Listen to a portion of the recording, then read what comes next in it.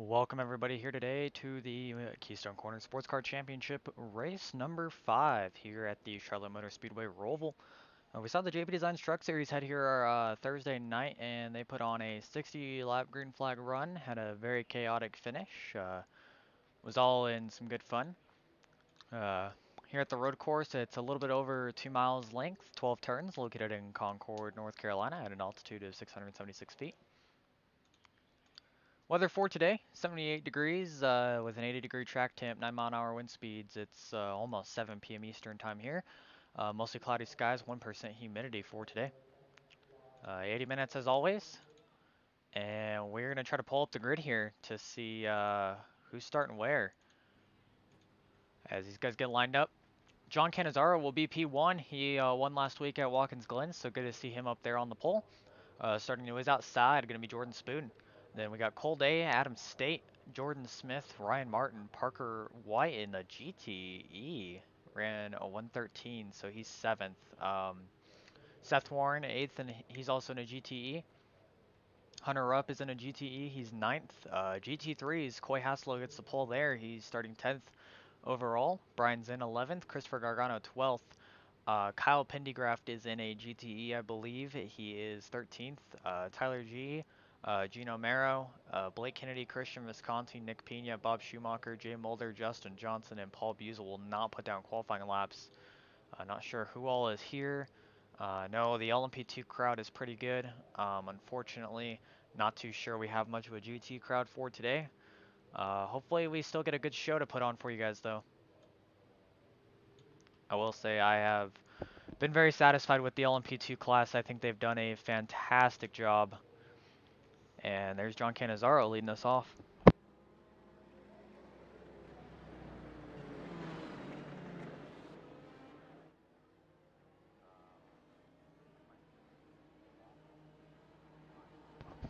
So as these LMP2s pace, we'll go to the GTE class real quick. And appears there's only a couple on the grid. Looks like 5 maybe? No, we got 6. I believe that's a Corvette back there. There's Hunter Rupp. He's back here first. WORC racing, quite a while for him. Bob Schumacher is a little bit further back here. Not sure what he's doing, but now the GT3 class will roll off. Smallest car count we've had for these guys all season. The guy who's been dominating, David Sluter, is not here. So we have Brian Zinn, Coy Haslow, Christopher Gargano, Blake Kennedy, and Christian Visconti here running in this GT3 class here. Very glad to have dedicated guys here though. And we are very glad to see a dedicated LMP2 class as we hope to finish out the season strong. Get some more guys in here and hopefully we have a good race. Adam State, first time we have not seen him on the pole when he's been here. Adam said he doesn't run the Roval much as it was kind of a last second thing.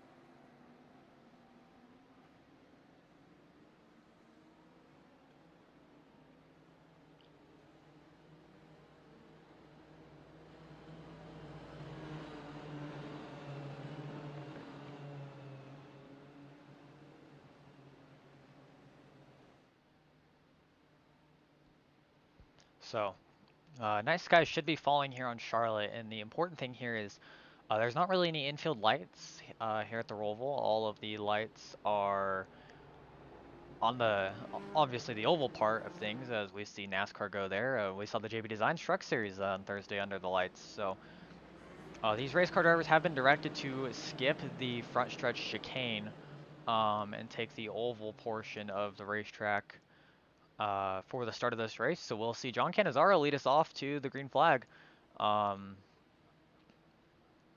We are hoping for an exciting one, that's for sure. As my name is Braison Collins. We're glad to have everyone with us here for some sports car action. So those cones are in the way. They'll just be taken out here when these guys go green. Green flag, green flag. Green flag will fly. And the LMP2 class is off and running. It's a 3-point gap between Cannizzaro and Gino Mero here, 3 wide behind them. Spoon, Day, State, I believe. Back up to the GTEs. Parker White, he's going to lead these guys into turn 1 with Kyle Pendergraft right behind him. Back in the GT3 class, it looks like some of the GTEs got mixed with the GT3s. Not sure what happened there, but nonetheless. Oh, we got a spin back here somewhere. Oh, the 90 of Christopher Gargano is off into the wall.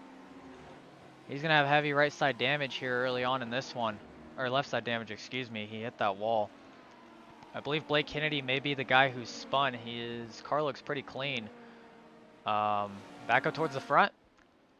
Cannizzaro through the backstretch chicane.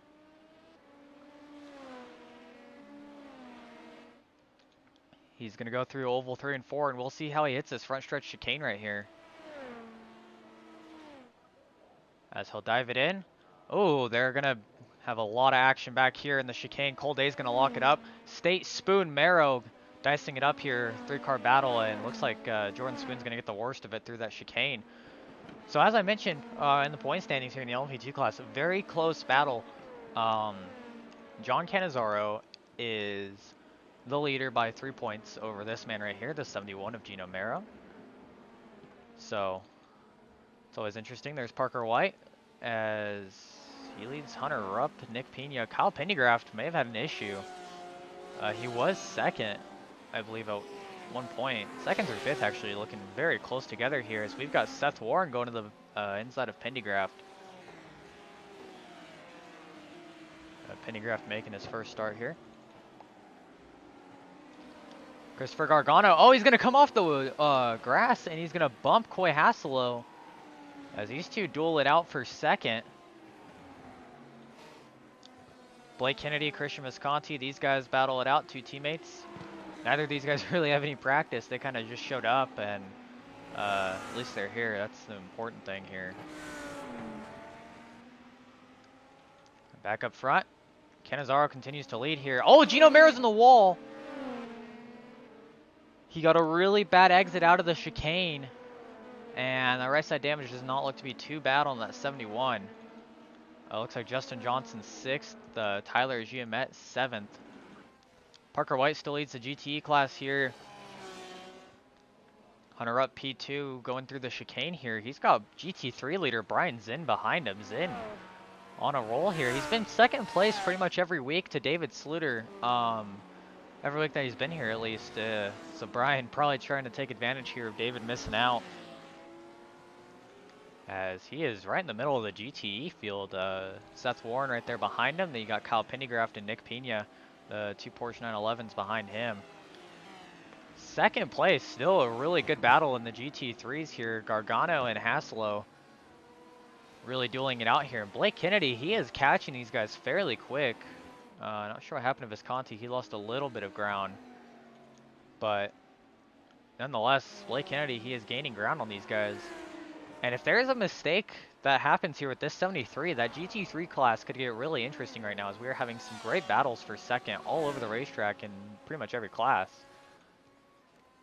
There's Parker White. There's Hunter Rupp, who's P2. Looks like he's spaced himself out a little bit from Seth Warren. As Jay Mulder missed the grid, I believe. He's trying to work his way through the field in this LMP2. Back to P2. Looks like through the chicane, Gargano's going to lose some time. And Blake Kennedy's going to gain some time here down the back straightaway. He is flying right now. Look at this, 75. Checking the lap times. He is the fastest GT3 on track at the moment. So this 75 putting up some blazing speeds here as he's getting used to this racetrack here. Back up front in the P2 class. Cannizzaro continues to pull away from Adam State here as Cole Day is actually keeping a fairly close distance here to State. But man, Cannizzaro, he's doing himself a great job. I know he's been preparing for this race. He wanted to extend that points lead. And through that front stretch chicane, he is flying right now. State P2, Day P3. Gino Mero back up to P4 after a little bit of contact. Justin Johnson 5th. We haven't seen him since Daytona. Glad to have Justin here with us. And Jordan Spoon is going down pit road. So he must have had an issue in that 13, and it's not looking good for him. He is P3 in the standings. He's got a ton of right side damage there. I believe he may have tagged the wall a little bit exiting chicane. And Bob Schumacher is on pit road. Jordan Smith is on pit road. Ryan Martin is a lap down, as well as Tyler Giamet, who is on pit road. So early issues for some of these LMPs, as this class looks to be a little fragile today.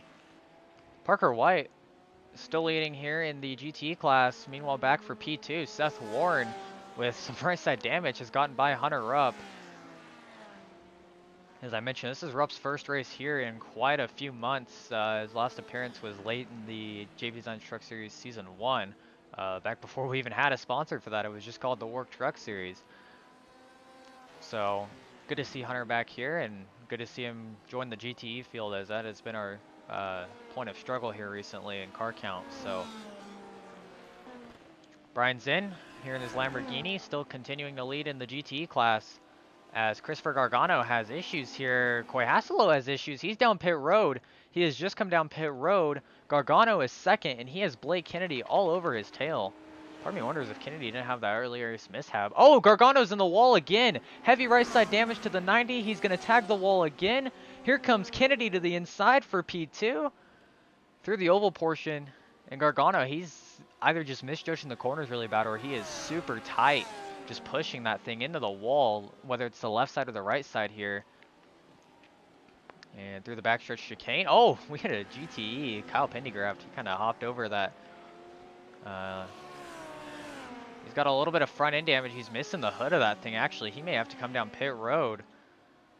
Meanwhile, Kennedy, he's getting lapped by Cannizzaro, but he takes over P2 here in the GT3 class.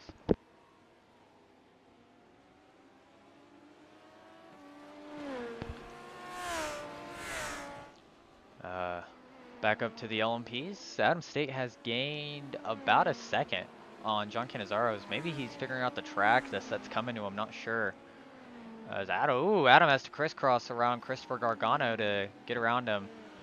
Probably wasn't sure what line Gargano was going to take, and now Cole Day, he's also trying to follow these guys. He's going to swerve right there. Meanwhile, GTEs, something happened to Seth Warren and Hunter Rupp. I believe they collided. Hunter Rupp is out of the race. Seth Warren is third, and Nick Pena is now up to second.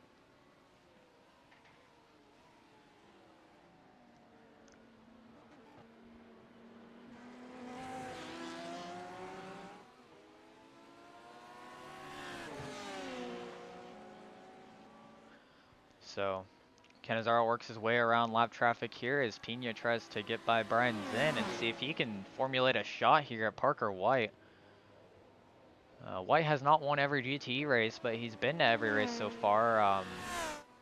Hasn't really stayed it out too much. Actually, I don't believe Parker was here last week at Watkins Glen, but Parker is coming off a win in the JP Designs Truck Series here at Charlotte, so we're glad to have Parker here with us. And slowly, Cannizzaro's worked his way through the field as Christopher Gargano got second place back from Blake Kennedy. I believe Kennedy may have just spun. His car looks fairly clean. Not sure what kind of an issue he may have had. Christian Visconti is fourth. He has a very clean car. I think Visconti is just trying to figure out this racetrack here. He had the smallest amount of practice of anybody here. He was a little late joining us in the session today, but so P2 really swapping positions here early in this race. Oh, Blake Kennedy has taken P2. Gargano may have had another issue. You can see that right front damage on his car is very concerning, as there's also a little bit of left front as well, and some right rear it looks like. And here's Christian Visconti in the oval. Gargano very slow, and Visconti may catch him here and possibly take over a podium position.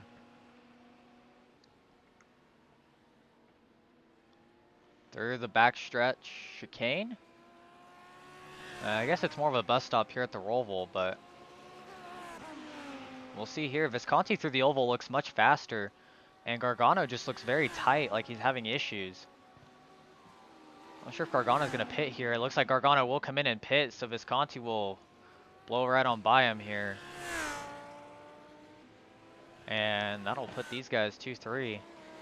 With Brian Zinn still leading by quite a bit here, it might take a big mistake out of this 73, or maybe for him to just simply slow down his pace for Kennedy or Visconti to have a shot at him.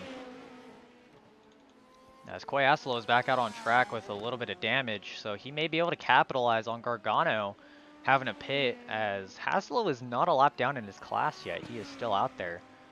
Seth Warren is back out on track. Pendergraft is still off.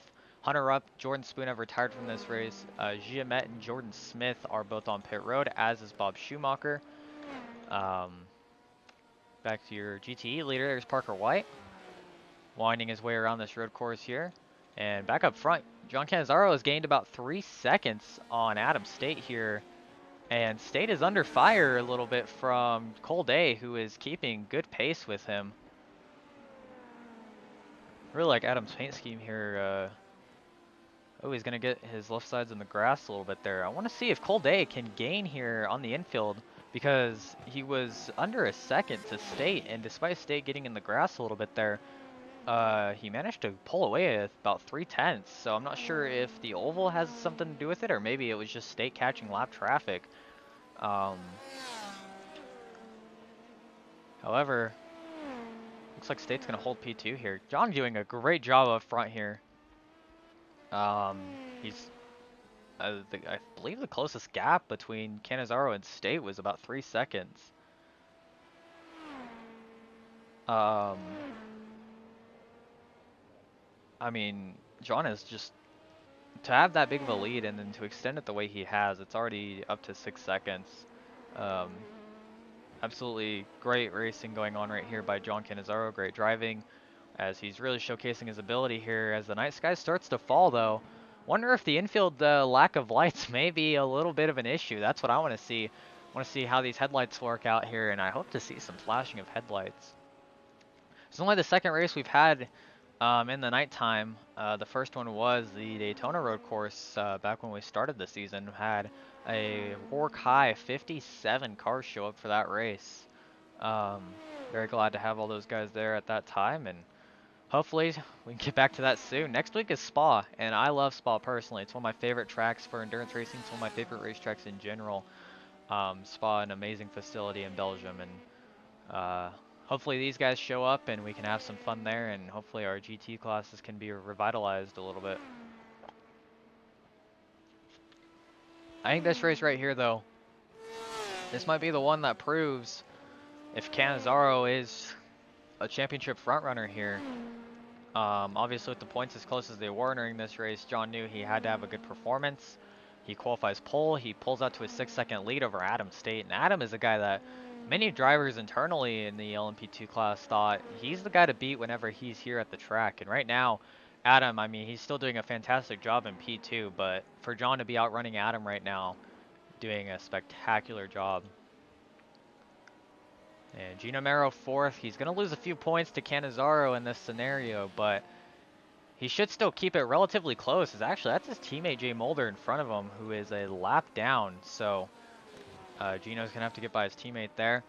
Back here for the GTE class, Parker White still leads. He's got about a 28-second gap to Nick Pena, who has not really made any mistakes. Nick is driving himself a great race. It's just a matter of Parker's pace is absolutely insane in these cars. The GT3 class, Brian Zinn still leads. Blake Kennedy and Christian Visconti, although they have gapped each other a little bit here,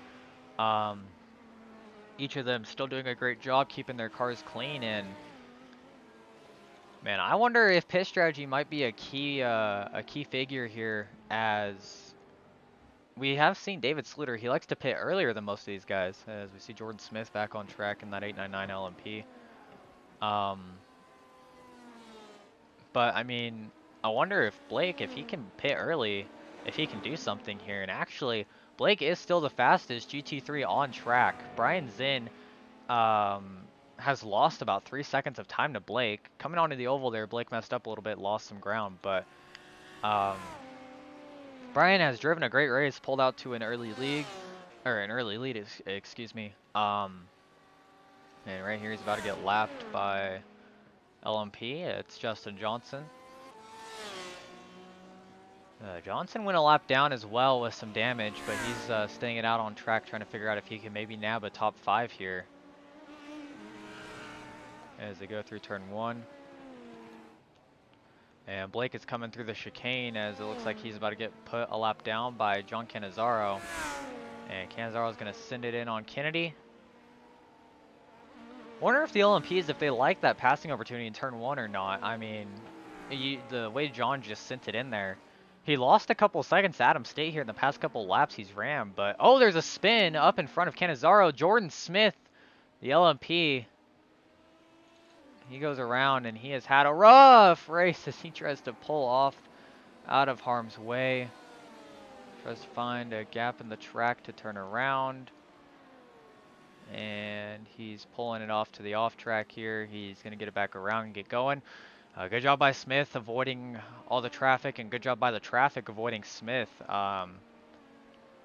Good job to just stay out of the way there, hold the brakes, don't make any sudden moves. Always good when you see something like that. Meanwhile, so there's Nick Pena, P2 in the GTEs. There's Parker White. Oh, we had a spin. Cole Day, P3 in the LMP2s.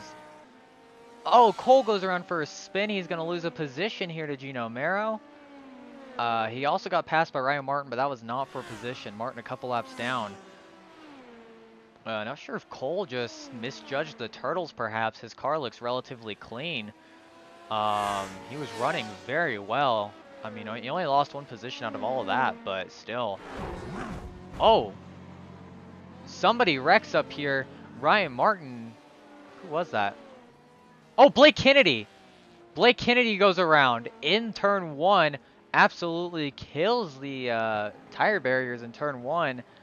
And we're going to pull up a WORC replay, see what happened to Kennedy. Not sure if he got turned perhaps going into the corner or what. Here it is. Oh, right over the turtle. Just absolutely mashes the wall there. He doesn't even hit those barriers. Well, he does hit the barrier, the safer barrier that is. And that's going to cost Kennedy tons of time as he was the fastest GT3 on track, gaining a lot of ground on Zen, and now he doesn't have a front end. So that is tough for Kennedy. His teammate Christian Visconti has a little bit of left front damage, but other than that, I'm not seeing much that may suggest that Visconti can't catch Kennedy here. And late in the GT3 class, well, Brian Zen has just been putting down laps, and well, there's all of his competitors pretty much wrecking. I mean, man, Zen just has to keep his car clean here for the next hour or so, really. We've been green flag for about 20 minutes now, and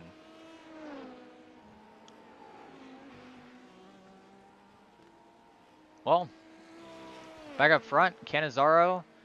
His lead is, it's steadily evaporating. Adam State is gaining 10th by 10th here and there. Perhaps Adam Set really just going to come in on the longer run here as fuel lowers. Maybe Adam Set is just way better on lower fuel. Obviously, these cars are going to get faster as they lose fuel, but ultimately here, looks like Blake Kennedy has come down pit road for service. And we'll go a couple laps down. So Coy Hasselo has passed him, and Christian Visconti takes over P2. And Hasselo is not a lap down in his class. He can easily make up this position here. And back on pit road.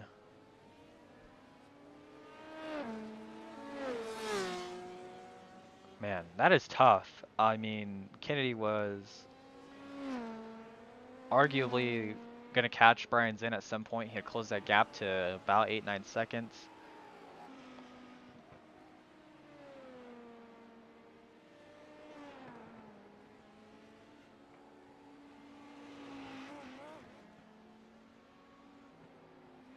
So, I mean, Brian Zen doing a great job still leading this here. He's got Ryan Martin, lapped LMP, coming around to try to gain some ground on him. Meanwhile, Parker White in the GTE class, he's right behind that lapped LMP of Ryan Martin.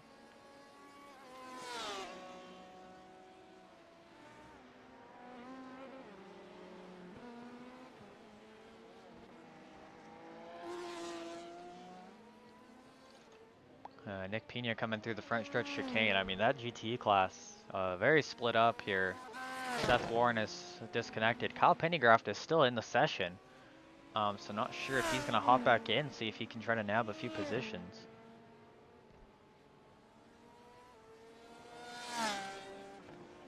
So, sucks for him. His debut here not quite going to plan, but there's Visconti, there's Hasselo, so they're about half a track apart.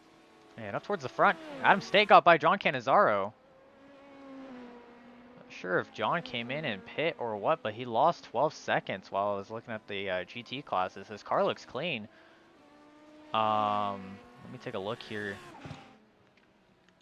Yeah, John just spun it out and lost the lead to Adam State, who has the session's fastest lap. Well, man, all right.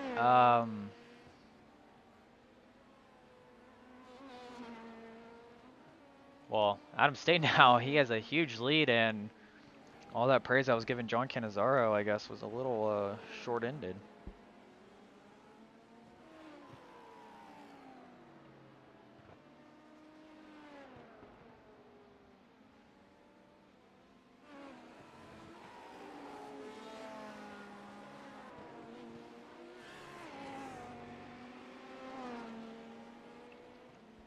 Man, there's John. I feel bad for him.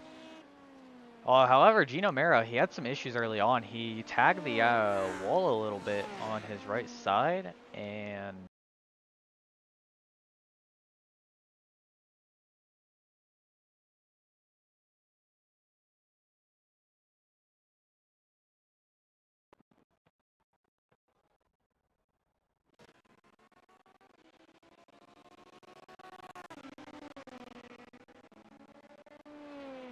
I believe internet signal may have just cut out for a split second.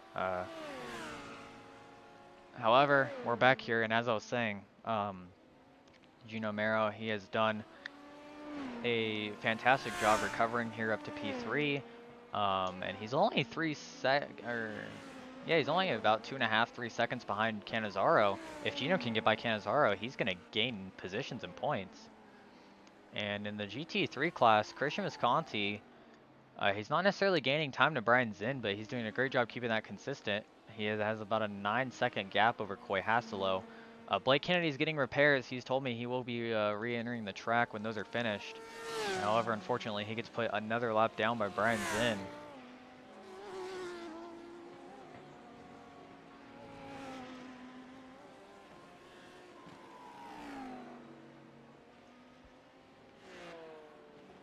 So, I mean, Brian Zinn, if he keeps the car clean, keeps running consistent lap times, doesn't falter, doesn't hit the grass, doesn't do anything stupid, then Zinn should have something good here.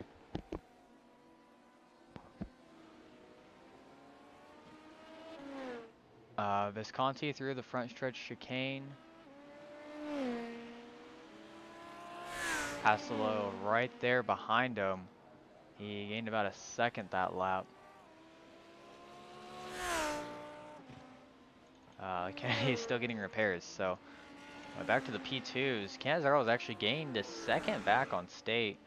Not sure if State's slacked off a little bit, or if perhaps Cannizzaro is just simply faster. Maybe he's a little bit fired up after losing the lead there and losing all that time. He's actually just closed off another second here coming onto the oval, and he's gained about 2 seconds on Gino Mero, who's back here in P3, who just came onto the oval, and 8 seconds behind Mero coming onto the oval now is Cold Day.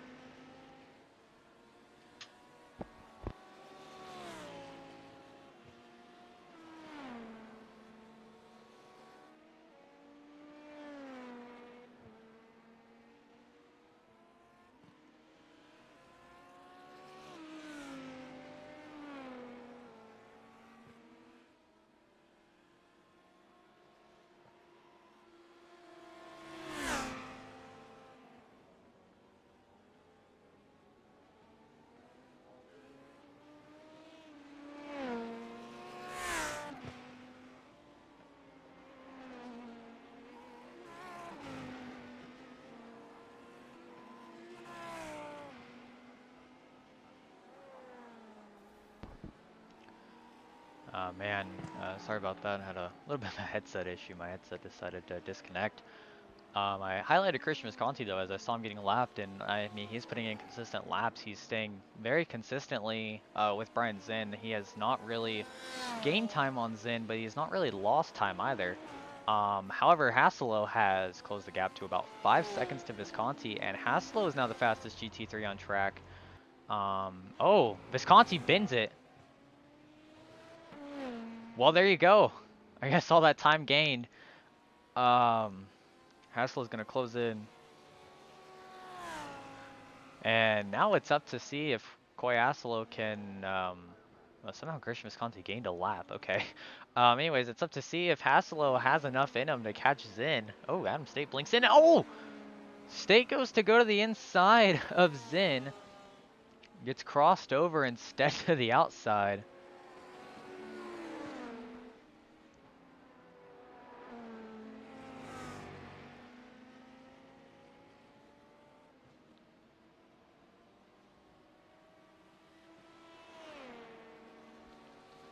So now, I mean, Koy Hasselo, he has a very big task to try to gain all this time back on Brian Zinn. But, I mean, it can be done. Hasselo is the fastest on track, and he has damage on that thing. So, I mean, I know his teammate's David Sluter, and Sluter's been winning all these races. Maybe Sluter gave Hasselo a little bit of a good luck charm here, as that 87 has come close to winning once this season at Road America. If you weren't watching that race or you just happen to not remember, Sluter wrecked himself in the carousel with just 5 minutes to go, 8 seconds ahead of Hasselo. Hasselo gained all that time back, past David Sluter coming into the final corner, and then exiting the final corner, Hasselo spun it out. Sluter got by, gained enough time back on him with only 2 minutes left in the race, and Hasselo lost in a photo finish at the start-finish line. And I know that he has had a very sour taste in his mouth since losing this race. And I bet for sure that this 87, he sees that he's the fastest on track right now. He has gained over 2 seconds on Brian Zinn this lap. He has a long trek ahead of him to gain almost 40 seconds. But there is still a lot of time, and as long as Hasselo can gain a second a minute, he will be there passing Brian Zinn by the end of this race. And that is something I would be watching out for from this 73. I can't get held up in lap traffic, and I can't get held up when these LMP2s are coming by to come lap me. I have to be on my A game for sure, and I cannot let anybody slow me down. As you see, there is slight left front damage to Brian Zinn. That shows he has made a mistake recently. This GT3 battle could be exciting here. Back in the GTEs, Nick Pena has gained quite a bit of time on Parker White, in the form of about 5 seconds or so. So Pena is a little bit faster now. Not sure if Parker is kind of slouching off a little bit or what the 95 here is doing, but I mean, if Nick Pena can gain all this time back, we could see two Porsches really go at it here in the GTE class, and that could also be a phenomenal battle. As meanwhile, issues here for the 71 of Gino Mero. I was talking about his recovery back to P3. It appears this is not a normal pit stop, and he may have an issue. Or maybe not. I'm not sure. I'm looking to see. I don't see any incidents for Mero. This is a scheduled pit stop. I believe this is a scheduled pit stop. I'm looking here. Yeah. This is a scheduled pit stop for Gino Mero. So Mero, he is pulling out the pit strategy here to try to recover somewhat into this race.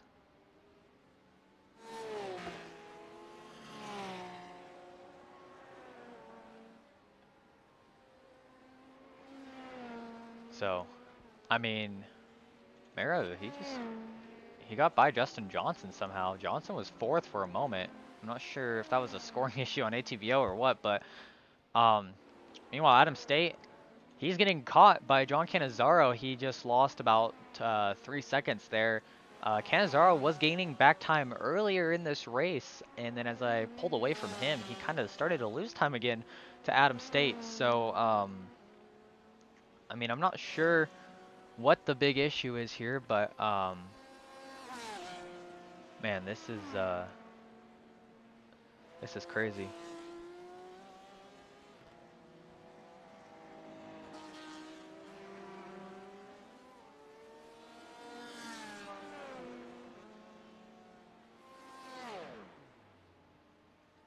Cannizzaro has lost another second here.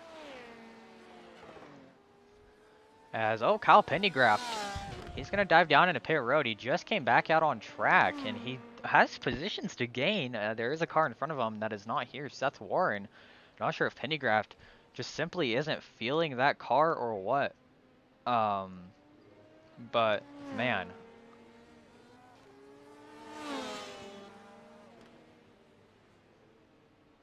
I guess Pendergraft is going to pull it off. He might call it a day here, to be honest. I'm not really sure what's going on with Pendergraft, but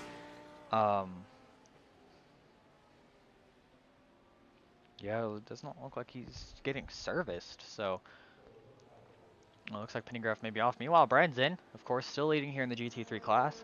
Haslow is gaining time still, though. He closed about half a second that last lap. He might need to gain a little bit more time before the end of this one, but ultimately,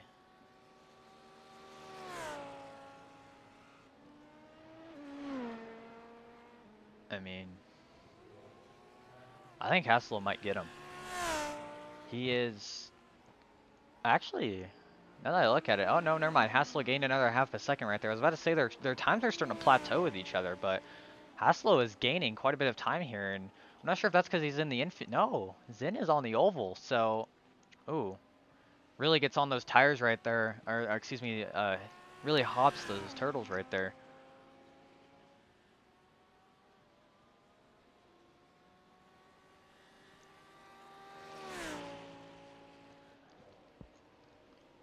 Through the front stretch chicane for Zinn.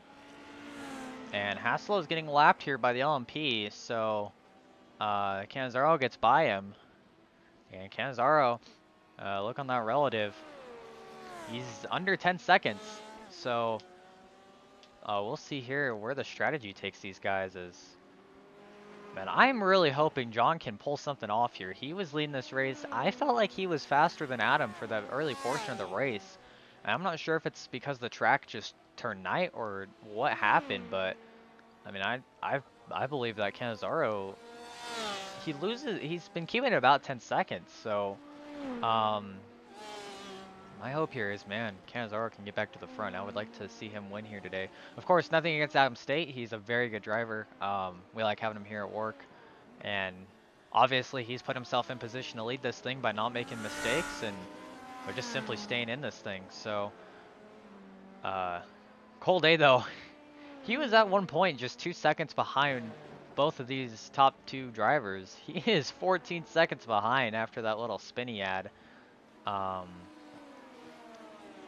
oh, an issue for Haslow. He has lost about 3 seconds on Zinn. I'm looking at both of them. Not sure what may have happened here. Haslow looks like he still has the same amount of damage as he did before. Not sure what happened there. Kennedy is back out on track here. He put fuel and tires in it, and he's hoping he can nab a podium finish here at least.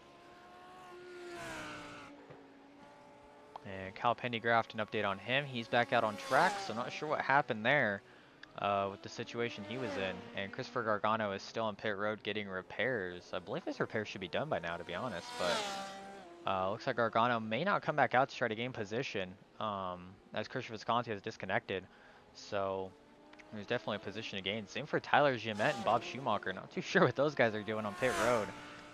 But meanwhile, back up towards the front. I'm interested to see Cannizzaro. He keeps closing in a little bit at a time, but then he just loses so much more ground. I'm not too sure if these guys are just evenly balanced or what may be unfolding here. I believe John is faster in the first couple of sectors here. And then on probably the second portion of this racetrack here, Adam State just is able to pull away a little bit. I'm not too sure what the meaning of all of this is, but or what the situation is entirely.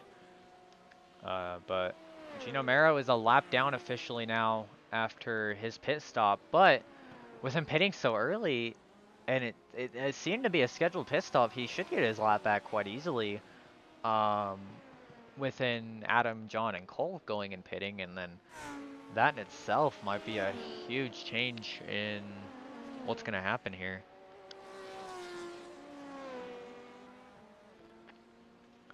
As Parker White, he still leads by quite a bit over Nick Pena.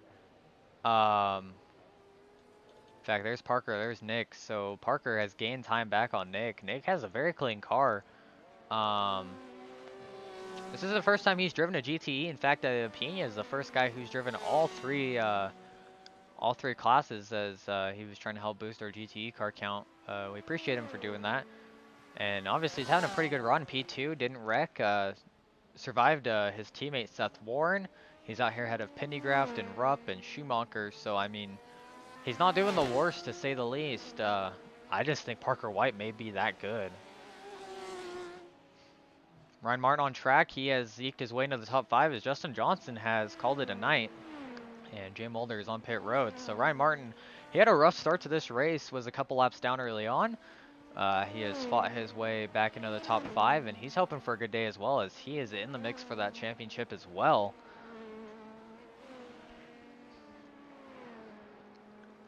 And Adam State still leads Cannizzaro, but Canizzaro's shaved a couple of tenths off, as it's down to 9.5 seconds there. Now I'm interested to see here when these top 3 LMPs pit, because we saw Mero pit so early on, and I believe these guys are going to try to stretch it one stop, if they can.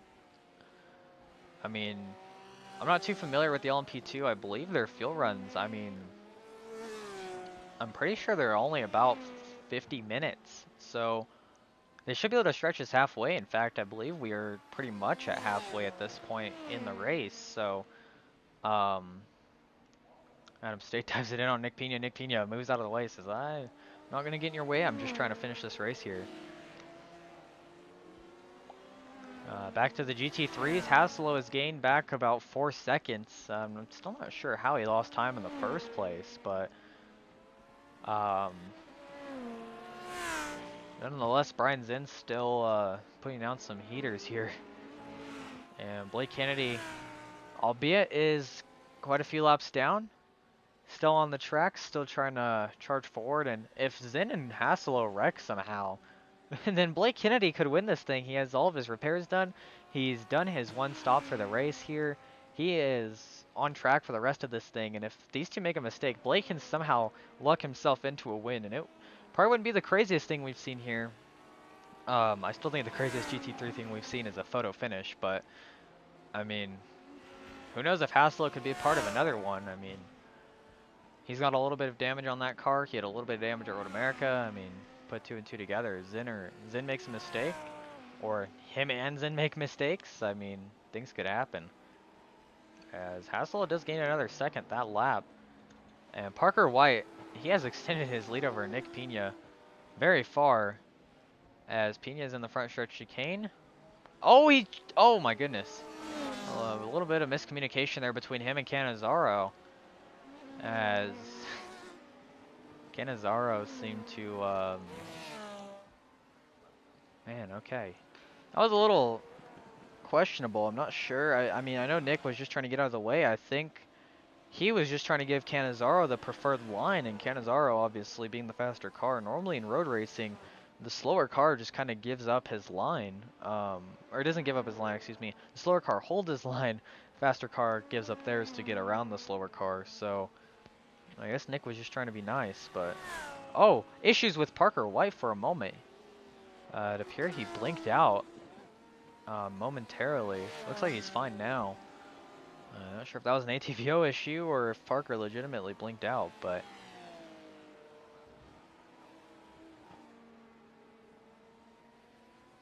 looks like Parker's fine.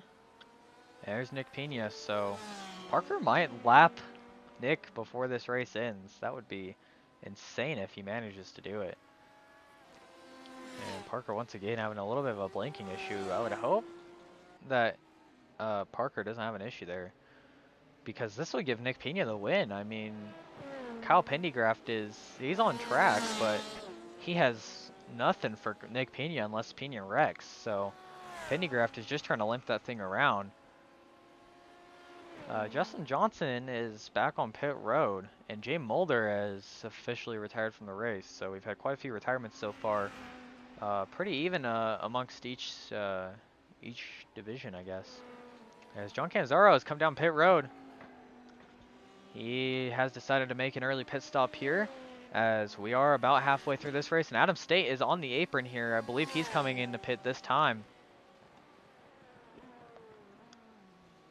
State gonna hit pit road.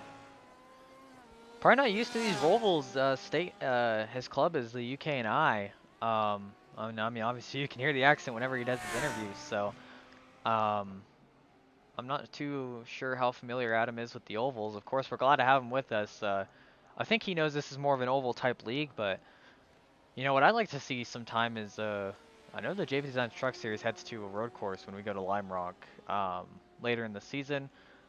I kind of want to know if Adam is making a plan to take a trip to Lime Rock and come run with us. That'd be really cool to see some of these road guys dip into the truck series. We've seen it, actually. Sean Giroux, he generally runs GT3s. He's unfortunately not here today.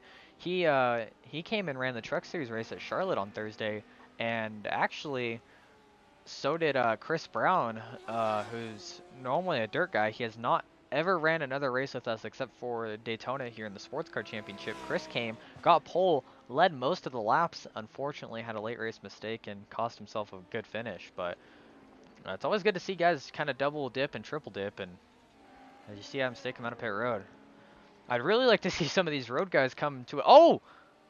State almost makes a mistake there, gets in the grass, pushing it a little too wide. Now he's behind Brian Zinn, and Zinn's not an easy move over. We saw it at Daytona. When Josh Patterson went to pass Zinn, he ended up actually dumping him instead, because Zinn kind of took the line, said Patterson shouldn't have sent it in on him. Of course, they gets around him there, but Cannizzaro, I'm not sure if pitting early was a smart decision here. He is still 15, 14 seconds back now. And Cole Day is just now getting out of the pits. And Gino Mero, oh, he's on the apron there for a moment. Mero should have gotten his lap back. I'm almost positive he did. Still scores him a lap down on the leaderboard. I'm not too sure what that is, but Mero's going to get by Parker White here.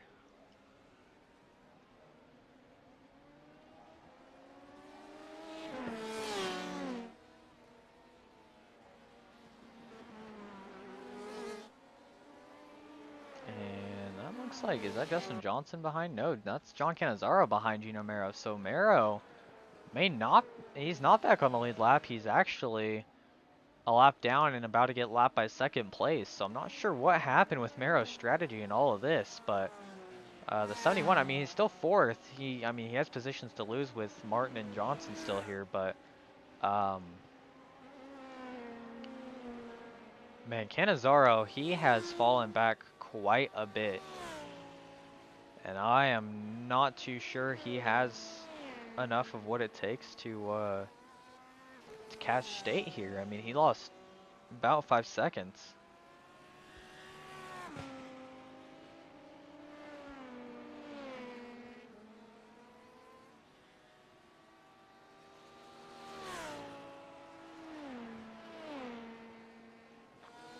Back in the GTE class, well, I have bad news if you were rooting for Nick Pena. I believe he's a lap down, or he's almost a lap down to Parker White. As we saw Pena in the infield, well, Parker's just entering the infield. Pena is right in the middle of it, so, I mean, I'm not sure. I mean, I hope he's able to hold on a little bit longer here, as he's got a couple LMPs behind him. Wait, that's Cannizzaro. Cannizzaro just now getting by Mero. He lost a lot of time there. I thought he would have gotten by him a lot quicker. Man, Cannizzaro, he might not be able to pull off the win today. Ultimately, pit strategy may be what causes this, and you've got to wonder if Cannizzaro didn't lose the lead and lose all that time to State, what may have happened. As Pena just falls off down the back straightaway. He's just trying to make it around the track. And meanwhile, Hasselo has gained about 10 seconds on Brian Zinn, as we see that very colorful colored 87 Lamborghini wind its way through the infield. Zinn is on the oval. I wonder if Zin's looking at the relative and if he thinks Haslo can catch him here. I mean, there's still enough time left that if Haslo can manage to put down, oh, Pina's in pit road. He's gonna short pit Parker White here. It looks like as White's gonna stay it out. But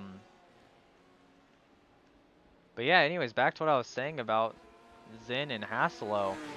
I mean, if I'm Zin, am I looking at my relative? Am I seeing what Haslo is doing here? If I'm Haslo, is there something I can do to gain time on Zin? Perhaps short pitting might be the best answer here. Obviously, Haslo not going to short pit Zin yet, but this track is surprisingly fairly lit in the road course. I didn't actually expect that. It's pretty cool to see. I know in real life, IMSA ran here. I didn't quite catch much of the action of that race under nighttime conditions. All I remember is watching the Xfinity race that same weekend, and that was a crazy race for sure. But IMSA utilizing this track is honestly what made the breaking point for adding this on the schedule. Originally, this race was supposed to be Oulton Park, which is a road course in the UK. WORC administration kind of deemed Oulton Park a little bit too thin for racing, and they adjusted the schedule. They took a couple other tracks off, added a couple of tracks. I mean, hopefully the schedule kind of perks up a little bit, and we can get some exciting racing here. Spa, as I mentioned, is next Sunday night. Unfortunately, I will not be here for that. We will be having Paul Granata back in the booth for that. If you used to watch the old WORC TV broadcasts, you'll remember Paul. He's a fantastic commentator, and he'll be taking over for me for that race and for not this Tuesday night, but next Tuesday night's race at Lima Land. As this Tuesday night, we've got a dirt late model race for some money at Eldora.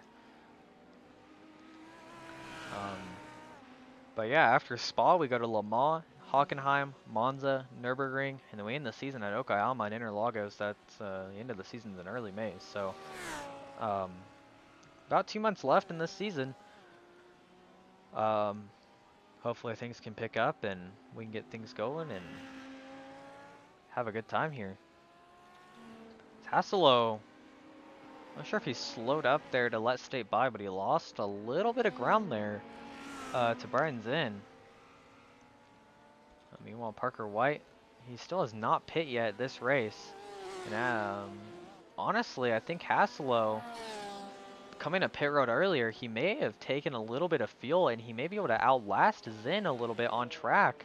If Zinn comes to pit and Hasselo can stay out, Hasselo can gain time having lower fuel and being able to stay out longer. And I mean, Hasselo's already faster than Zinn if he has more fuel in the car, so being able to wear that out, that might be what Hasselo's strategy is here. Just depends on when this 73 wants to come pit. And back up front, Adam State, he's got a 16-second gap to Cannizzaro, and it's not really being extended, but I mean, Cannizzaro, you've got to wonder what would have happened if he didn't lose that lead. If he would have been able to hold on and stay up front.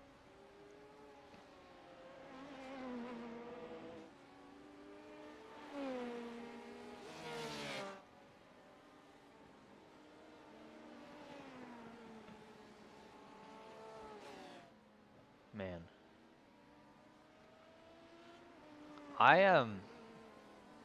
I still think John is doing a great job here, obviously. He's going to extend his points lead with Gino Mero back here, P4. Mero's a couple positions behind, and obviously it won't extend it too much. I believe it'll extend it probably about 4 points maybe. Not too sure, but that is still a very close gap, and as this championship winds down between these LMP guys, Jordan Spoon, he was in the mix, and he told us in Discord he had a screen freeze. And he is 9th in class, 19th overall. So Jordan is going to lose a ton of ground to these guys in the point standings. Obviously, Ryan Martin, Adam State, these guys trying to just have good points days. It's going to be crazy here to see how these LMPs come out of this one. But Cannizzaro, Spoon, and Mero looks to be the LMP battle. And, I mean, I'm all for it if it's these guys. It should be a very entertaining one, as Mero, he's going to try to run down Cold A, but it might take a mistake to knock off this Red Bull LMP2 from a podium position. As Parker White, he still has not come down to pit, neither has Brian Zinn. These two lead your GTE and GT3 classes respectively. Nick Pena is already pit in the GTE class. I'm not sure if that's doing him more harm or more good, but as I've said, Hassel is already pit earlier in the race when he had damage. He's the fastest car on track. He has closed, I mean, tons of time, and only, I mean, I don't know, man. One has to wonder how long till this 73 pits, and if the 87 had extra fuel added on that stop when he was getting damage. Is he going to stay out? Is he going to be able to gain the lead and then extend it a little bit? I am just... Oh, Brian Zinn! Oh, you're right in front of your LMP leader, Adam State, and that was almost chaos for the two leaders. And I think it's time for a little bit of a WORC replay on that one. We're going to go back and look at that here and see what happened to Zinn again. Right here, as we were watching, was just winding his way through, got on the curb a little bit, got on the grass, and look at him. State has to get on the brakes, nabs the grass a little bit, and I'm not sure if State had something to say about that one, but that was a little bit of a pucker moment there for the 98 of State, as, wow, that could have been costly for both of them. In fact, that cost Zinn 3 seconds. Luckily, it only cost State about a second in his lead, but oh, here we go again. Um, my apologies once again, folks. The internet. Having a little bit of internet issues today, as I mentioned. It is there's a heavy snowstorm here where I live. Kind of keeping us sheltered in our houses, actually. In fact, I will mention that actually. As where David Sluter is, unfortunately, your GT3 points leader, he might lose his points lead this race. But it's because, well, unfortunately for him, he lives in the state of Colorado where there's a massive snowstorm occurring and he is out there plowing snow. He lives in the mountainous part of Colorado. So unfortunately, that's why he couldn't be here. Of course, I'm sure David is happy to know his GT3 driver is the fastest GT3 on track, his teammate, Coy Hasselo, and Hassel has closed this to under 25 seconds. If you remember earlier in the race, it was at one point a 45-second gap. So Hassel has closed over 20 seconds to Brian Zinn. And I mean, I'm just wondering where this pit strategy is going to go. If Hassel has extra fuel in this thing, not only is he faster with more fuel in the car already, but he can stay it out a few laps longer than Brian Zinn. And I mean, he's already faster than Zinn, so he'll take the lead, he'll pull away, he'll gain a few seconds. He'll probably lose some time to Zinn, but it's going to come down to that pit stop, I think, that truly decides what happens here in the GT3 classes. Oh, Zinn. Yeah, almost has contact with Cannizzaro, and Zinn having some costly issues there with Cannizzaro and State. And I'm interested in the little, well, it almost looks like a glitter effect. I'm not too sure what that is on the roof of his car. I'm not sure if those are the LED light strips. I believe those are it. Yeah, they're, I mean, I've never seen the LED light strips kind of change colors as they are appearing to. Oh, Cold A. He spins it. He's got a little bit of right rear damage. Looks like he's fine. But that's good news for this guy back here, Gino Mero. He's a little further back, but this might be what it comes down to. As Adam State here is going to lead. And there may be an issue with Parker White. Parker White may not be here anymore. I believe Parker may have blinked out.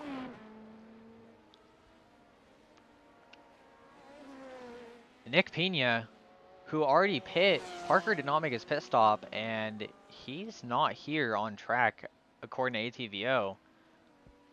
Nick Pena might win this race in the GTE class.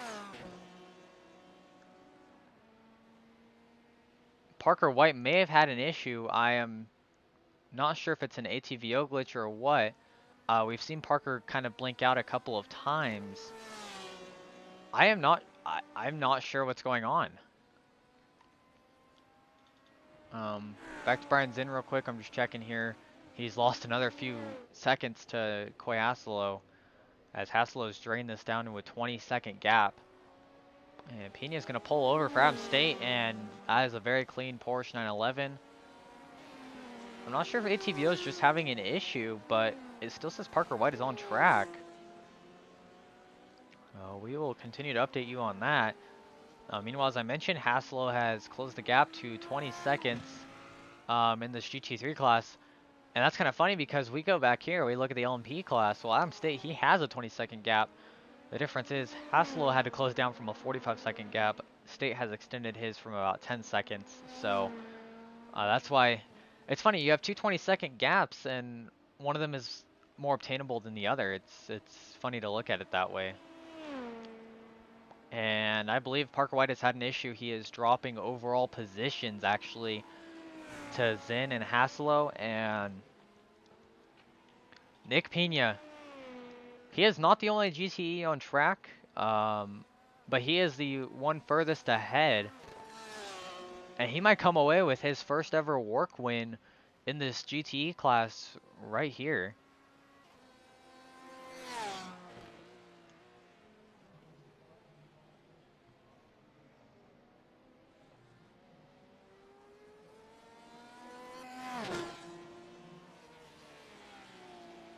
Wow.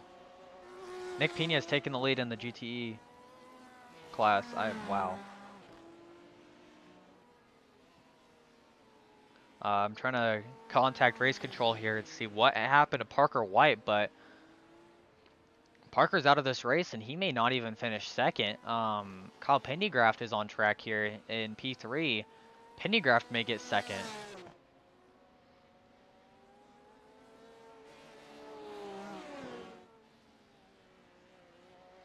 Wow.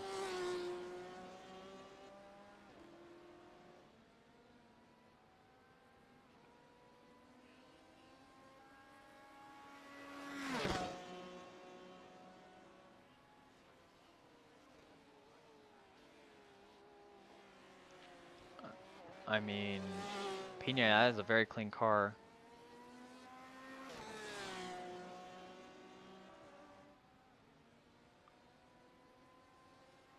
I'm a little flabbergasted. Parker White's gonna drop this race, and Cole Day has gone as well. Gino Maro's up to third, and that damage that we saw Cole Day have, he may have succumbed to it.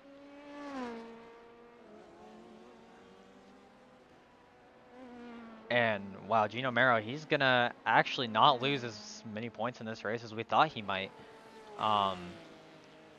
I mean, Canizaro, here he is, P2 in class. I mean, he's not on track to win this race, but man, a lot of craziness going on here. Is there's Brian Zinn, who still has not pit yet in this GT3 class. Coy Hasselo has closed this gap to 17 seconds. If I'm Brian, I'm pitting very soon. Hasselo has closed almost 30 seconds on me in this race. I am clearly not faster than him. I'm going to have to out-strategize him.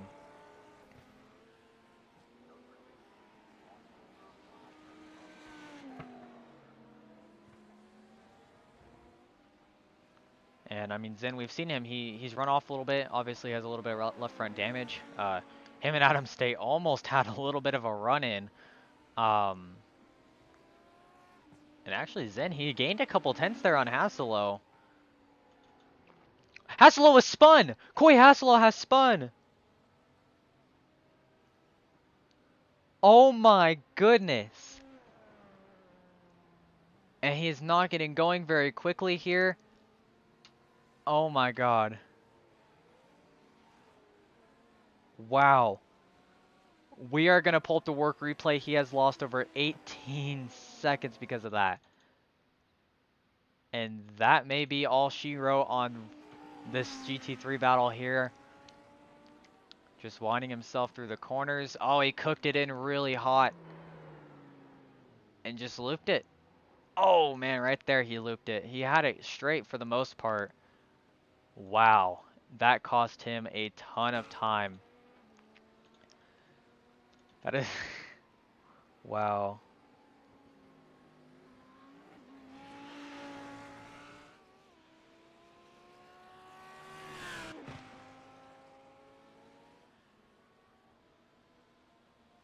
I I am a little speechless right now. As I mentioned at Road America, Hasselo, his teammate David Sluter, got damage. Hasselo took the lead. Hasselo spun with 2 minutes left, lost the lead, lost in a photo finish. Hasselo gained over 30 seconds back on Brian Zinn.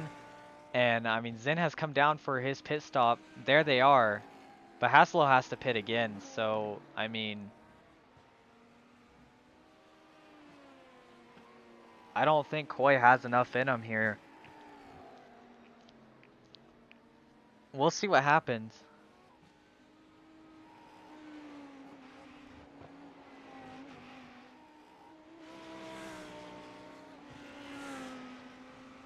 Right now, though, this is technically a battle between these two cars. 6th and 7th overall, down to just under 2 seconds here as they head into the bus stop. And Coy, who is much faster, I am not sure if he has to pit, but man, I am a little blown away by that. He had gained over 30 seconds.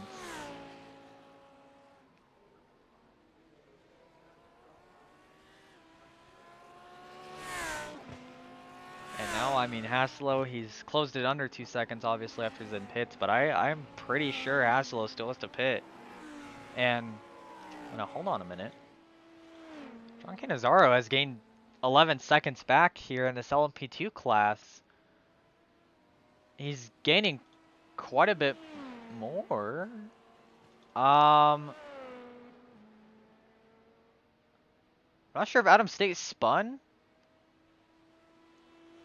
or what happened, but Cannizzaro gained quite a bit of time there. So we have two very close battles here.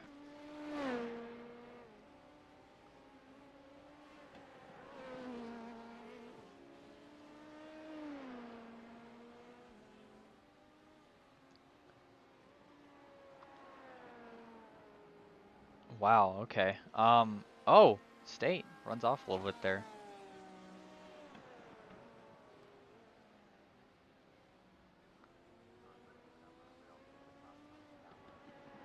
Well, he's kind of getting his ground back now, so I'm gonna assume everything's fine with Adam here. Meanwhile, in the GT3 class, trying to talk with race control here to figure out if Hasselo has enough fuel. We are not sure if he took fuel when he pit for some repairs early in the race. If he did, then there's a small chance he might make it.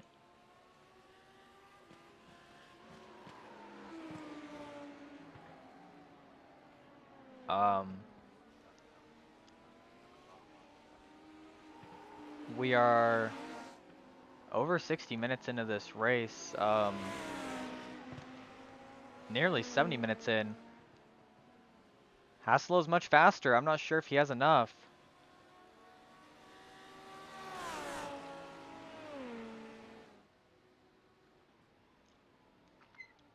Down to the backstretch chicane.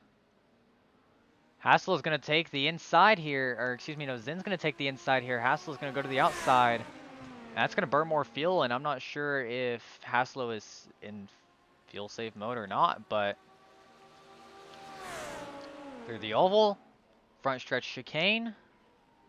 Ryan Martin, he's stalking these guys here, and Hasselo really loses some ground there to Zinn in the bus stop, or excuse me, front stretch chicane.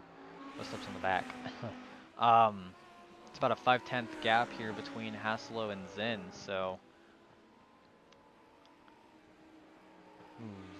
Zinn, he takes a lower approach to turn one, kind of arcs it in there, gets really down on that curb. Hasselo goes wider. extends the corner a little bit more. But then watch here, look how tight it is. Hasselo really enters that corner a little bit lower than Zinn, and ultimately Hasselo has been the faster car from majority of this race. So, oh, we've got a spin. Not sure if that was Nick Pena maybe?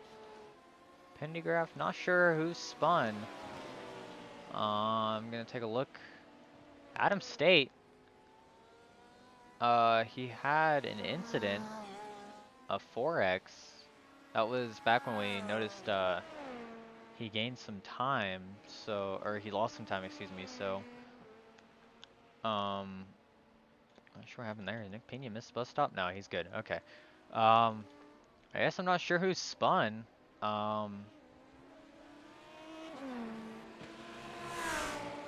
Side by side here. Oh, contact! Hassel kind of moves Zinn up the track. Not sure if Zinn's gonna like that move. Here comes Gino Mero, though. He does not care that these guys are battling for the lead here, as Gino's just trying to finish this race, and he knows he's a faster car. So Hassel gets the lead from Zinn.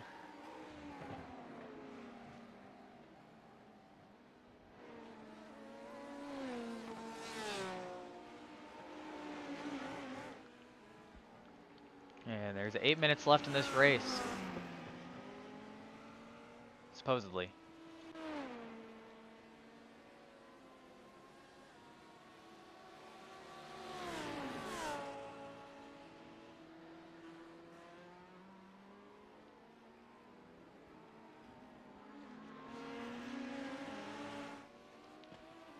Gino Mero gets by both of these guys quite easily here, and Adam State has extended his lead about 6 seconds.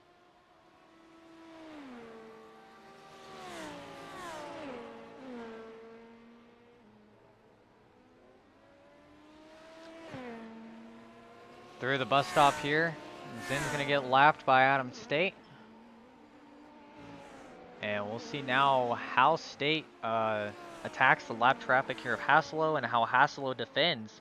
Because with 8 minutes left in this, we're trying to calculate here. So Hasselo, he pit for damage back on lap 4. And there's about 60 to 65 minutes of fuel in these cars generally. This is an 80-minute race, so you are technically required to make one pit stop. However, Koi pit, lap 4, these guys are running the lap times of about 1 minute, 20 seconds if we round it up. So that would mean that Koi has gained about 4 to 5 minutes of time. However, that still doesn't account for like 10 minutes of time. So we are not sure where Koi has gotten this extra fuel, or if he even has enough fuel to make it. But right now, Hasselo, I mean, I don't think Brian Zinn's going to catch him.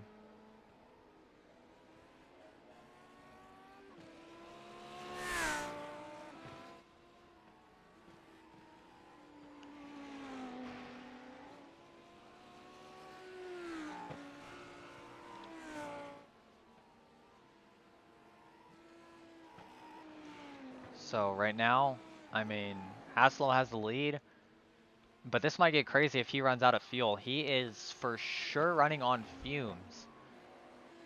Honestly, I am just not too sure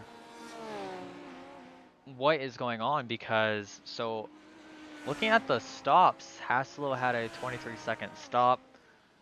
Zinn had a 14-second stop when he came down, so there is a chance Hasselo took fuel when he pit early on. In fact, I'm just assuming he did because of the fact that he's been able to stay out this long. And he has lower fuel in that car too, so, I mean, Brian Zinn, they've gotten the short end of the stick here. If Zinn loses this race, this would be, well, I don't know, man. I'm not too sure. But anyways, Nick Pena leading the GTE class. Just thought we'd give you a little bit of a reminder here.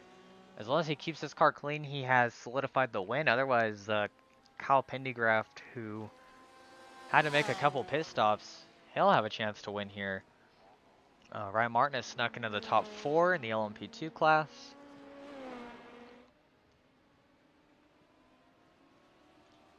And yeah, this is still the closest battle on track though, Zinn and Hasselo. There's Hasselo, there's Zinn. And there was an LMP coming to lap, there he is. Cannizzaro coming around to lap Hasselo. Got the wall a little bit there. That's going to force Hasselo to the outside of the track here. Brian Zinn.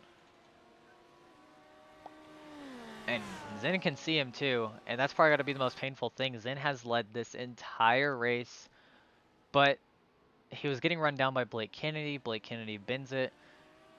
He was getting run down by Hasselo. Hasselo spins, but Hasselo, off of his earlier pit stop from the first time he spun, got some repairs done, may have put fuel in that thing. And, I mean, Hasselo may have stretched this out to win, and what would be one of the best strategies I've ever seen, really. I would liken this to the strategy that Ethan Workman had in the JP Designs Truck Series race at Atlanta earlier in the season when Workman had taken tires just 20 laps into the race when nobody else did, and that ended up leading to Workman easily cruising to the win at Atlanta. Well, here we are at the Roval, and Hasselo may have just played some very interesting fuel strategy here. He's pulled out to almost a 4-second lead. The thing is, though, if Hasselo doesn't have enough to make it to the end, is he going to have a big enough gap that he can coast his way to the end? In fact, I believe he's saving fuel here. Zinn gained a little bit of time there. Oh, Zinn washes way up the racetrack there, exiting the corner.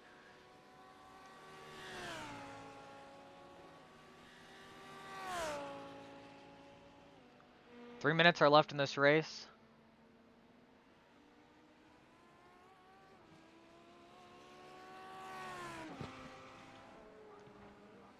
And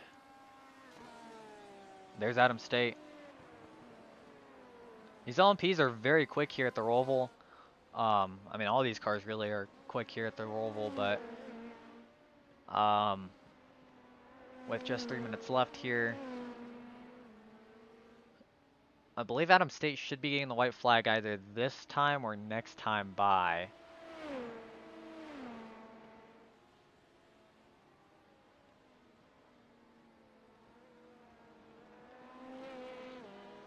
And oh, Coy Hasselo. Hasselo has pit. He's run out of fuel, the 87, the Cinderella story. May not come to fruition. There's Brian Zinn.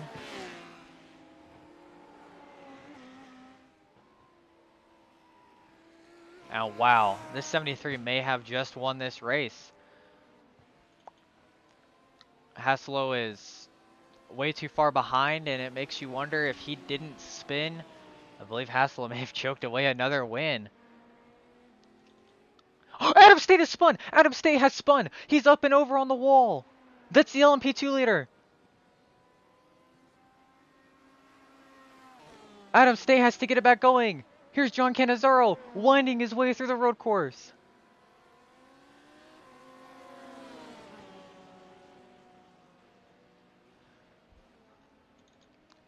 Cannizzaro has a fresher car. He is quite a bit back. I don't know.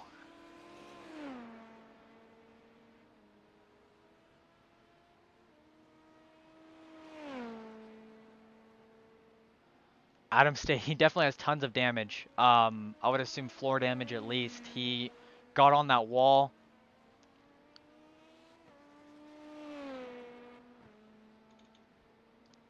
And Cannizzaro has to fly right now. White flag this time by for Adam State. How bad is his damage? Him and John have pretty much split this race. I don't think his damage is enough.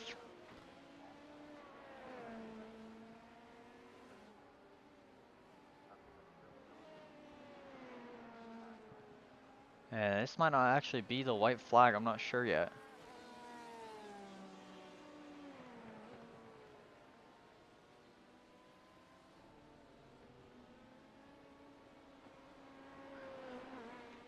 We'll keep you updated. I believe this is the white flag. Race control is a little confused too. There may have been a glitch with the lobby somewhere. Obviously though, Adam State's damage doesn't seem to be that much, and a little bit of a close call there at the end of that race. For the Ryan Martin has spun. Middle of the bus stop. And he's going to try to turn this thing around. Try and get to a better area of visibility, perhaps, for him to turn this thing around, make sure nobody's coming. And he's going to get back going. And that was not white flags, so maybe there is 2 laps to go.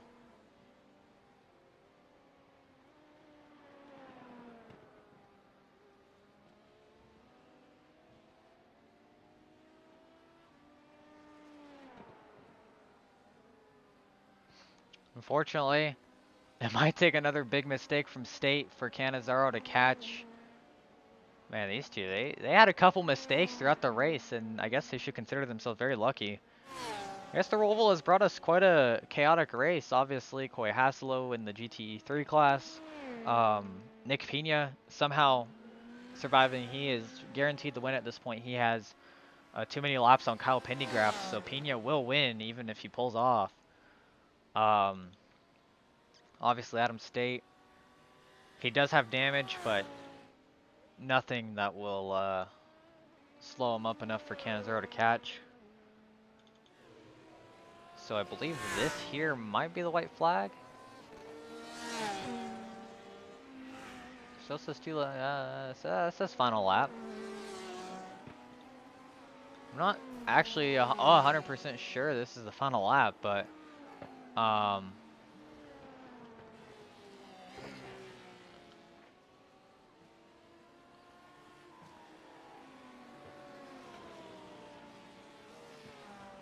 well, Adam State, he's driven himself a great race, and John Cannizzaro, man, led so much early on, had a miscue, lost the lead, had a small chance to get it back at the end, but was just too far back of Adam. And the other class is Brian Zinn. What a job he did. Obviously, Coy Haselo kind of choked this one away. And then Nick Pena, well, he just kept the car clean. And he's going to come home with his first ever WORC win. First time we'll have a different GT3 winner. But anyways, coming around the final banked curve here at the Charlotte Roval through the front stretch chicane. Adam State, he's going to cross the start finish line, and he will be the LMP2 winner here. Congratulations to Adam. Cannizzaro will get P2. Brian Zinn,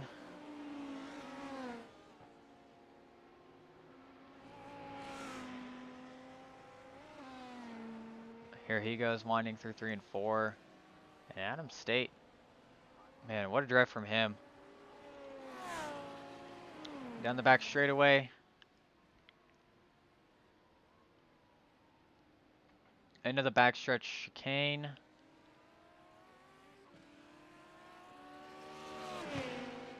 Through the final banked curve himself. Some great pit strategy, and he's pretty much led the whole thing. Coming through the front stretch chicane. Brian Zinn.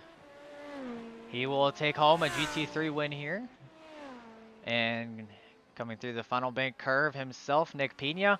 Kept the car clean, probably the cleanest car in this field. And that 52 of Nick Pena, he's going to celebrate with Fry Designs Racing as he's going to come home and take himself a GTE win here at the Charlotte Roval. There's your winner, Adam State. Still putting down some laps here as time is winded down. And congratulations to Adam State. Or ATVO's glitching out a little bit, but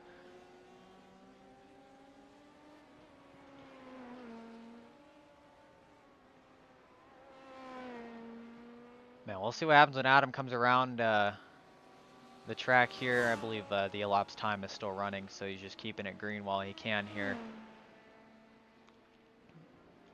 Fantastic job though by the LMP2 class here. Canizaro and Adam each divvied up some of this race here.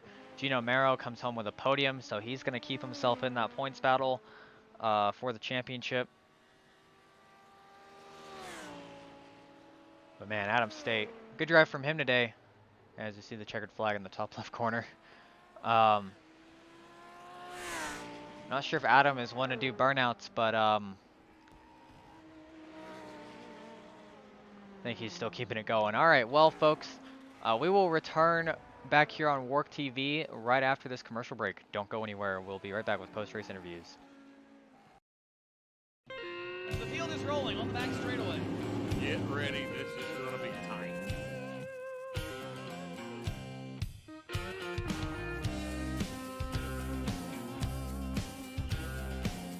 Out of turn 4, ladies and gentlemen. The All-American 400 is underway. Gotta be careful. The bumps here can get you every time. Entering the corner, exiting the corner.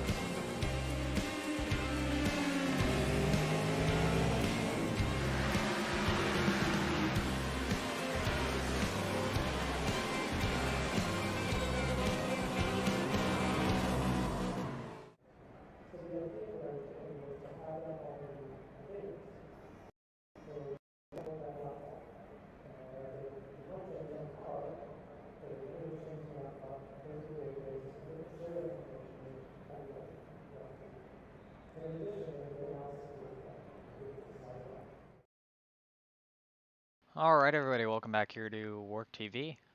It's time for some post-race interviews. We're going to interview our overall winner and the LMP2 winner first, I believe.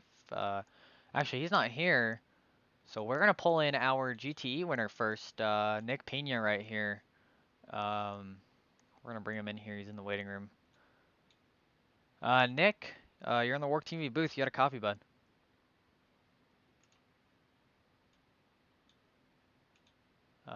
Hang on a moment. My headset may have glitched. All right, Nick, you're in the WORC TV booth. You got a copy, bud? Yes, sir. All right, Got there you. we go. All right, sorry, I had a little bit of a headset issue there. You're good. Well, you kept the car clean, cleaner than the rest of your GTE crew, and took Yeah, advantage of a little unfortunately. bit of a smaller field, and you came home with the win, though. Persevered through it all, and here you are with your first ever WORC win. How's it feel? I mean, you know what? It's cool to get a win, but I feel really bad for Parker because he had the win, and if he just would have kept it clean, he would have been fine. But I mean, a win's a win, so I'm pretty happy about it. First WORC win. I never would have expected it to come here, but super happy that this Porsche was good to me and I was good to the Porsche, and we're winners. Yeah, I mean, it was a good run by you. Like I said, you kept your car clean, and I think that's the most important thing. I noticed you kind of really were very defensive, pulled over for the LMP2s and stuff like that, people who were lapping you.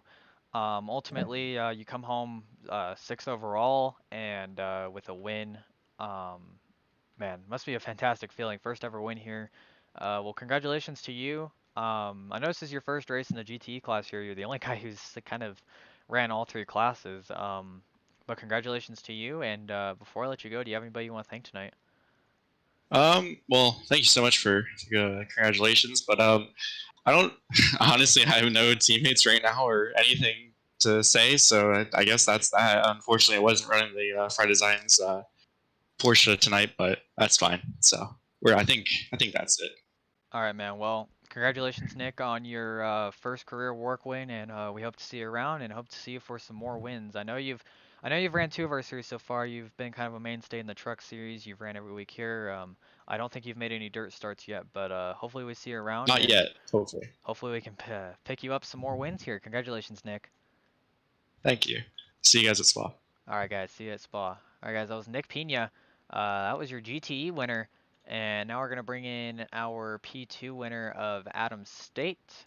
We're going to bring him into the booth here. Adam, you're in the WORC TV booth. You got a copy, bud. Loud and clear.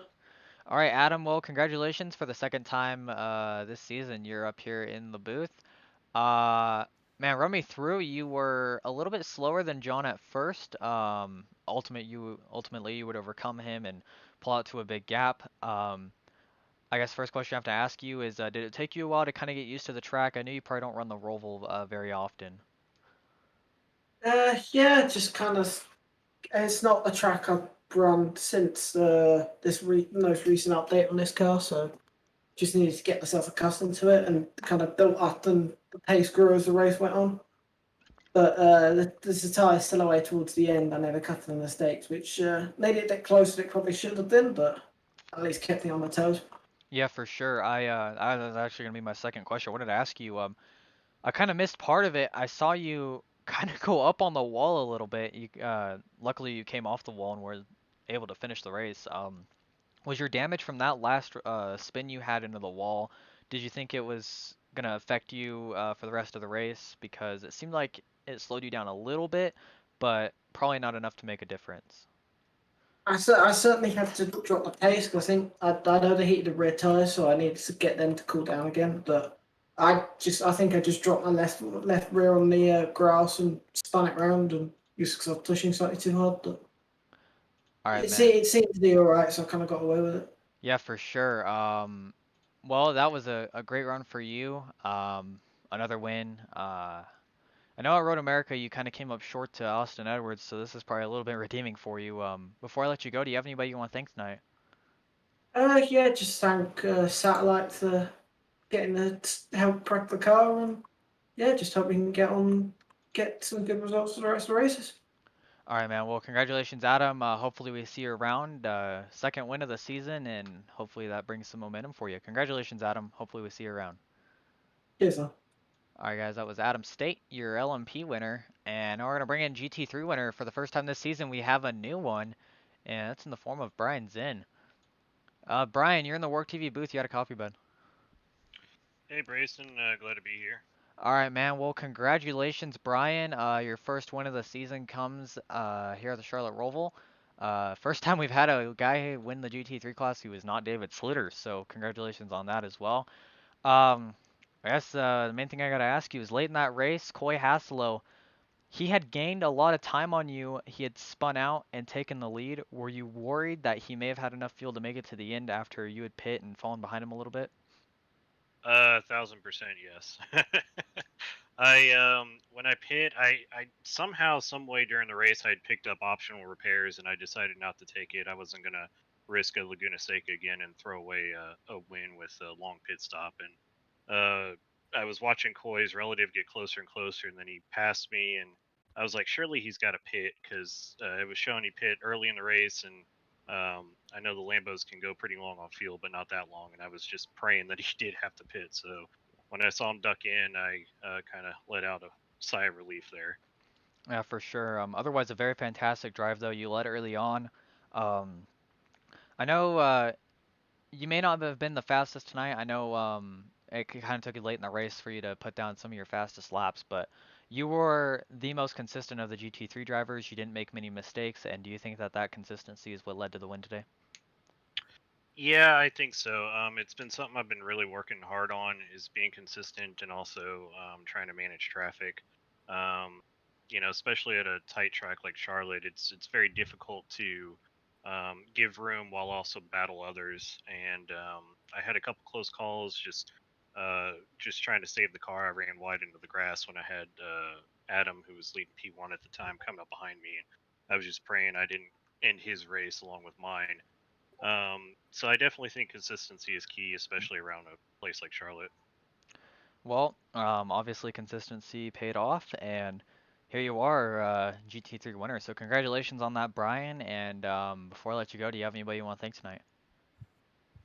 I want to thank Coy for having a good challenge. It's a shame that stuff happened early on in the race with confusion and just some ambitious drivers. I think it could have been a good one, and just looking forward to next week. All right, man. Well, hopefully we see you next week at Spa. And congratulations on your win, Brian. Let's see if the momentum continues. I hope so. I'll see you there. All right, guys. That was Brian Zinn. He is our GT3 winner for tonight. And that will conclude tonight's broadcast here on WORC TV. As we'll say goodnight to the Charlotte Night Sky. And man, that'll do it. Well, thank you everyone for tuning in tonight. It's been a pleasure to host all of you here on WORC TV.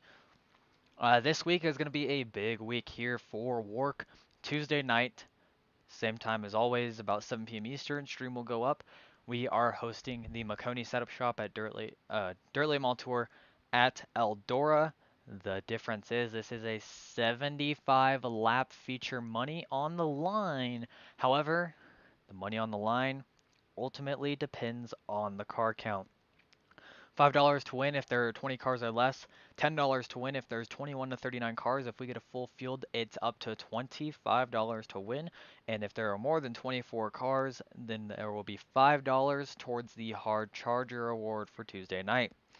Thursday night, the JV Designs Truck Series, they also have a money race on the line, also on a dirt track, except for they go to Knoxville, Iowa for one of the most famous half-mile dirt ovals in the world, as those trucks will also have a 75 lap feature, and their payout is also based on car count. $5 to win if there's 25 trucks or less, $10 to win if there are 26 to 40 trucks, and if there is a full field, $25 to win, and Hard Charger gets $5 if there are more than 40 trucks that show up. Lots of money on the line there. And as I mentioned, next Sunday night, at the same time as it was tonight, we will be going to Spa here in the Keystone Corner Sports Car Championship. However, I will not be in the booth for that one, as I will be out of town, and Paul Granata will be taking over in the booth. So we hope you guys welcome Paul with some good viewership, and I'm sure Paul will be able to help give you guys an exciting show.